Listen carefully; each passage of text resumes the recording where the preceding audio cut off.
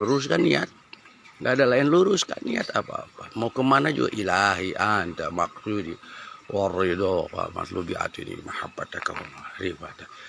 Selanjutnya nanti Allah ya akan memperjalankan kita kemana yang dikehendaki. Sebenarnya kita juga begitu. Kita ini hanya anak panah ya.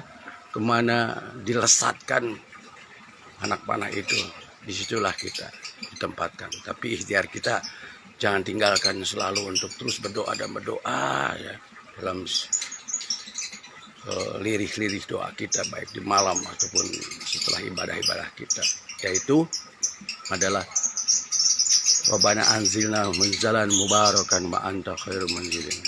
Artinya, ya Allah, tambatkan, perjalankan, labuhkan kami di tempat yang penuh barokah.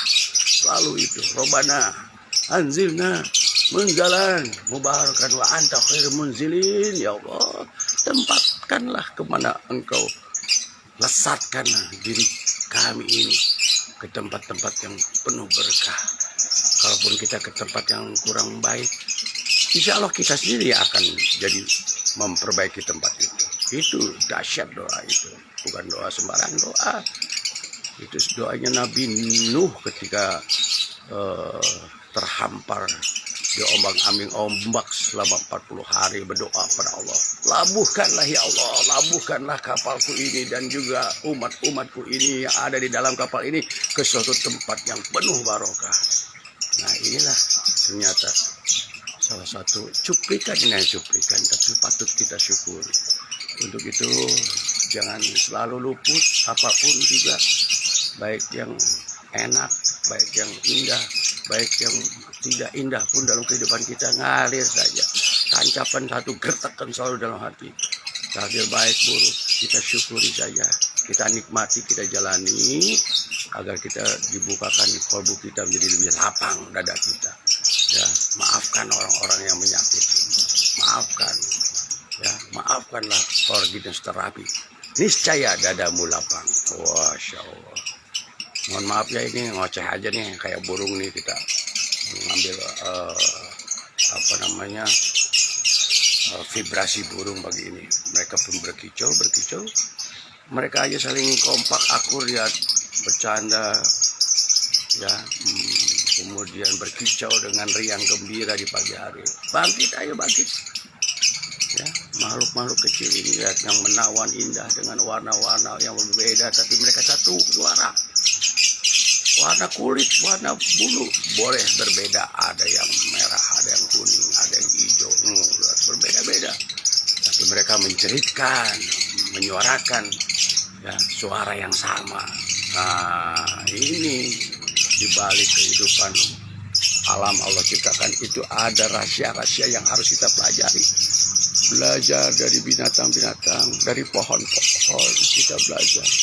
Seperti pohon pisang saja kita belajar bagaimana pisang itu. Ya, dia berbuah, tapi dia tidak pernah menyadari kalau dirinya itu bermanfaat pada yang lain. Begitu juga jantung kita selalu berdetak, tapi dia tidak pernah mengklaim bahwa dialah yang menghidupkan kita. Begitu pula alam-alam yang ada di sekitar kita. Kita bisa banyak belajar untuk melembutkan kalbu. Toh intinya daripada semua amal-amal kita, sholat kita, yang berangkat haji dengan gelar haji mabrur, yang berangkat umroh berkali-kali, dengan zikir-zikir kita, dengan segala peribadatan kita di malam hari, yang fardu, yang sunnah, itu dibaliknya adalah semata-mata hanya untuk melembutkan kalbu kita, agar kita paham, agar kita mudah menerima nasihat-nasihat, tidak keras hati kita. Ujung-ujungnya semua ibadah kita itu untuk melembutkan, membersihkan kalbu kita. Baginda Nabi Muhammad SAW sebagaimana sudah mafhum semua dalam riwayat-riwayat, berapa kali dibelek dadanya, artinya kalbunya, kalbu ruhaninya ya, oleh malaikat Jibril. Ketika masih kecil didatangi malaikat Jibril, dibersihkan kalbunya. Bahkan ketika dalam riwayat yang sahih baginda Nabi akan diperjalankan Allah Subhanahu wa taala sebagai hambanya, ya. Baginda Nabi pun juga didatangin dulu oleh malaikat Jibril untuk dibelek dulu. Dibelek bukan berarti kita ambil pisau dibelek, bukan. Ya, karena malaikat Jibril diberikan kemampuan oleh Allah, kekuasaan Allah. Dibelek itu dalam arti dibersihkan, ya. Tidak dalam bentuk operasi besar, ya. Dibersihkan kalbunya dulu sebelum berangkat ke Allah. Karena Allah itu hanya bisa didekati dengan orang-orang yang bersih. Kalau kita masih banyak, ya, kotoran-kotoran, masya Allah, nauzubillah min zalik, masih sulit untuk menembus, untuk wusul ke hadirat Allah. Maka itulah baginda Nabi, Allah dan Rasulnya selalu memberikan dan mengingatkan dalam Al-Quran sebanyak 188 kali. Kalau kita simak, disyiratkan, diinformasikan dalam Quran bahwasanya zikrullah, mengingat Allah, menyebut dengan lisan, mengingat dengan kolbu, itu adalah salah satu sarana media kita untuk membersihkan kolbu kita yang sudah menahun bertahun-tahun. Jangan sampai kita biarkan itu yang namanya kolbu kita dihinggapi, dikuasai oleh segala macam binatang-binatang buas yang tanpa kita sadari terkadang sudah menyelimuti diri kita. Iblis, Dajjal, dan sebagainya, sebangsanya tidak akan pernah lepas untuk menelikung kita, menduduki kolbu kita dengan perangai-perangai yang buruk. Itu tujuan mereka. Kita ingin jalan lurus, istiqomah. Setiap hari kita 17 kali membacakan surat Fatihah, ihdinas siratal mustaqim. Tunjukilah ya Allah, tunjukilah kami ke jalan yang lurus. Lurus di sini bukan jalan tol. Jalan tol aja ada beloknya, ya.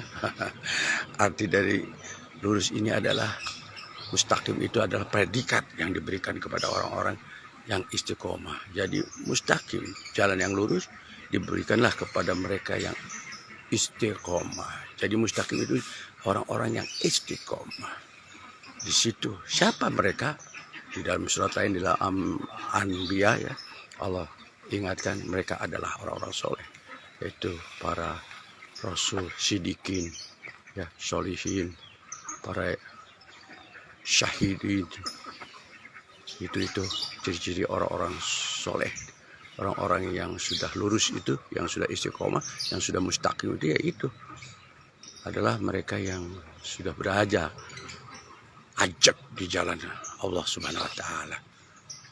Para nabiyin, para sidikin, para syahidin, dan solehin. Nabiyin sudah wafat, para sidikin juga, para orang-orang sidik sudah tidak ada, para syahidin yang sudah gugur. Nah, yang solehin ini yang Allah sampai akhir nanti kiamat ditetapkan di muka bumi ini. Allah perintahkan juga, kalau kata Allah di dalam surat Al-Fatihah itu, tunjukkan jalan yang lurus. Kata Allah, kalau kamu punya jalan yang lurus, ya itu ikuti. An'amta alaihim, orang-orang yang sudah lurus, yang sudah istiqomah, ikuti di muka bumi ini sampai akhir hayat ada. Orang-orang yang sudah lurus, sudah istiqomah, ikuti mereka, gitu. Untuk dari mereka itulah kelak kita akan mengenal Allah. Kata Allah, hai Agus, sini mendekatlah padaku, akrabi aku. Jadilah engkau bersamaku, kata Allah di dalam hadis qudsi. Jadilah engkau bersamaku di dalam hadis qudsi. Kalau kelak kamu ingin menjadi bersamaku, ya, atau belum mampu bersamaku, dekati saja sana. Kamu bergabung dengan orang-orang yang sudah dekat denganku. Siapa mereka? Itu solihin, para wali-wali Allah. Para wali-wali dekat di mereka, ambil semburat cahaya mereka, raih regup cahaya mereka. Mumpung mereka masih hidup, ada di sekitar kita. Dekati, karena mereka waliku, maka kekuasaanku ada di pundak mereka. Wali Allah, kekuasaanku ada di pundak mereka. Ya dullahi fawqa aydihim, kata Allah. Nah, di dalam surat tersebut pun juga menggiring kita terus dikaji lagi. Setelah itu kita belajar kepada orang-orang yang sudah bersamanya. Orang-orang yang sudah bersamanya. Kita belajar Kita belajar untuk sampai kita memahami diri kita, memahami kesejatian Allah Subhanahu wa taala, memahami atas sifat-sifat Allah Subhanahu wa taala. Kita akrobi sifat-sifat Allah Subhanahu wa taala dalam kehidupan kita sehari-hari. Ya. Di surat lainnya nyambung lagi, jarang orang memahami, mengkajinya. Apakah itu? Tiada lain, tiada bukan adalah may yahdihillahu fahuwal muhtad wa may yudlil falan tajid lahu waliyam mursyida. Kalau Allah berkehendak akan memberikan hidayah kepada hamba-hambanya yang dicintai, moga-moga termasuk kita, maka niscaya Allah hidayahi mereka. Tidak ada lagi yang bisa menyesatkan kita. Dan dilanjutkan, bila Allah ingin menyesatkan seseorang hambanya, maka tersesatlah dia. Dan ciri-cirinya orang tersebut mayyadilahu wal muhtad wa mayyudlil falan tajidalahu waliyam mursyida. Orang tersebut, hamba itu tidak akan pernah aku temukan dengan seorang guru pembimbing ruhani. Wali Allah tidak dipertemukan dia dengan walinya sebagai guru pembimbing rohaninya untuk mendekatkan diri kepada Allah. Jadi jangan dianggap bahwa wasilah itu kita mendoakan Allah, ya. Bukan berarti kita berguru pada seorang ulama yang wali Allah itu bukan berarti kita mendewakan, bukan menuhankan, bukan, nauzubillah min dzalik. Itu wasilah perantara kita untuk bisa sampai mengenal dan mengakrobi Allah Subhanahu wa taala. Itu sudah satu keniscayaan. Kita nggak bisa sendiri, sehebat apapun juga kajian kita, ilmu kita, sehebat apapun juga kemampuan dalil kita, sehebat apapun juga memahami tentang Quran. Kalau kita belum punya pembimbing rohani yang bisa membersihkan kalbu kita kehadrat Allah, ya, untuk wusul kehadrat Allah, maka niscaya masihlah kita ini termasuk yang belum mendapatkan kemampuan untuk mengenal Allah dengan baik. Maka kita tetap perlu perantara. Kalau cerita yang simpelnya sih gini, kayak kita map nih, di Google ada map, kan kemana-mana kita mau pergi kadang-kadang buka map ya, dan kurang lebih begitu. Ada map, ada Google Map, itu wasilah kita untuk ketujuan kita. Kadang-kadang kita mau ke suatu tempat nyasar-nyasar karena tidak ada panduan, tidak ada guidance. Nah, simpelnya begitu. Tempo hari ada teman mau kemana gitu kan, mau ke suatu tempat tanpa ada yang membimbing, nyasar-nyasar sampai ke hutan-hutan.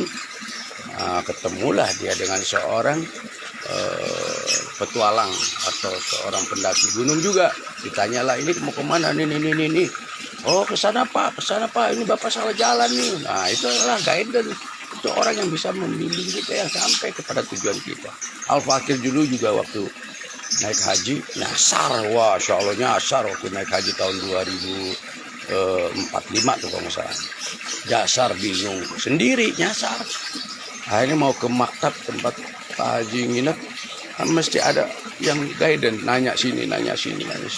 Oh, ke sana, oh ke sini. Oh, akhirnya sampai ke maktab. Sampai orang-orang satu kloter nyariin kemana katanya. Nah, itulah simpelnya bahwa cari guru pembimbing. Tapi jangan sembarang cari. Kuncinya lagi, kalau kita mau belajar untuk mengenal Allah, mengakrobi Allah, agar kita dicintai Allah, tentu kita harus punya guru yang bersanad, silsilahnya. Bersanad itu silsilah, keguruan ilmunya, yaitu si A belajar dari A terus tidak terputus. Musalsal istilah Arab sih. Nyambung sampai guru-gurunya itu sebelus kepada baginda Nabi Muhammad SAW. Niscaya itu aman kita, jauh daripada kemusikan, jauh daripada kesyirikan, naudzubillah min dzalik, jauh daripada kita keingkaran, karena silsilah keguruannya sudah jelas tersambung ke hadirat baginda Nabi Muhammad SAW. Selamat pagi Lur, selamat pagi. Kita songsong 11 bulan kemudian ya, untuk bisa mempertahankan daripada apa yang sudah kita dapat anugerah di bulan puasa kemarin. Ya Allah, ya Rabbi, saling doakan ya Rabbana. Rabbana anzilna munzalan mubarakan wa anta khairul munzilin.